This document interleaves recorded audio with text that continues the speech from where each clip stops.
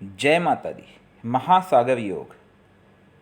महासागर राजयोग एक ऐसा राजयोग है, अगर किसी के कुंडली में पाया जाए तो वह व्यक्ति बहुत बड़ा शासकीय अधिकारी या बड़ा मंत्री बन सकता है।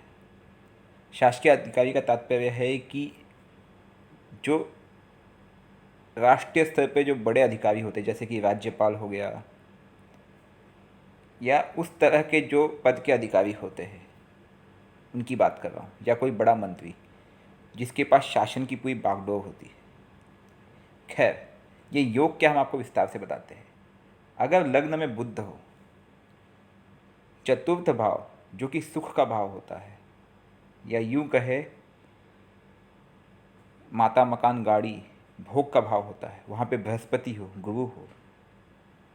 सप्तम भाव जो कि पत्नी का भाव होता है या व्यापार का पार्टनरशिप का भाव होता है, वहाँ पे शुक्र देवता हो।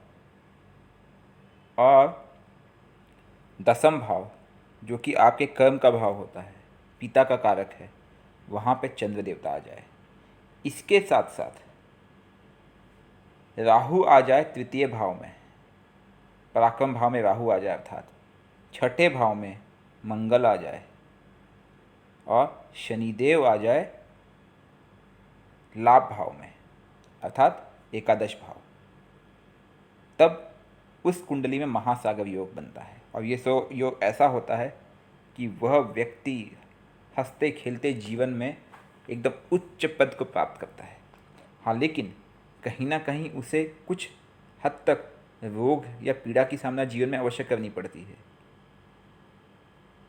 इसके बावजूद उसे कोई हरा नहीं पाता है।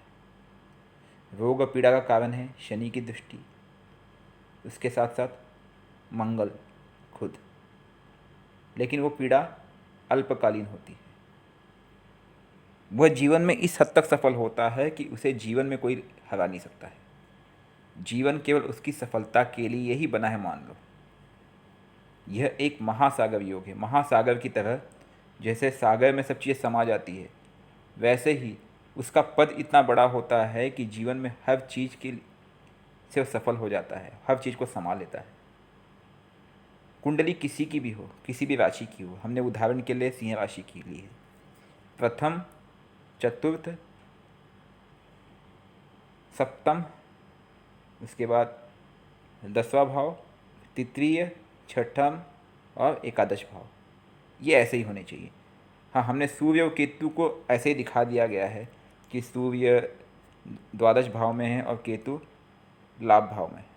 केतु का भाग्य भाव में है। केतु तो भाग्य भाव में अपने आप आना है जब राहु तृतीय भाव में चला गया। बचा था केवल सूर्य। सूर्य कहीं भी हो सकता है, लेकिन इस तरह के योग अगर कभी भी बनते हैं अपार्ट फ्रॉम सूर्य, बाकी के अन्य 8 ग्रहों के, तो समझ लो यह एक महासागर राजयोग है। ऐसी कुंडली लाखों में से किसी एक में पाई जाती है। यकीन मानिए, लाखों करोड़ों में से कोई एक महासागर योग है ये। आप समझ ही गए होंगे, जब सब ग्रह फैल उठेंगे चारों तरफ तो उनका प्रभाव पूरी कुंडली में होगा, और अच्छा ही प्रभाव देंगे वो। और इसके कारण उसके जीवन में कभी हार उसे नहीं होती है, हमेशा जीतता ही रहता है। हर चीज़ में जीत होती है, भले लाभ हो, कर्म हो, सुख हो, भोग हो, हर चीज़ में केवल जीवन में विजय ही विजय।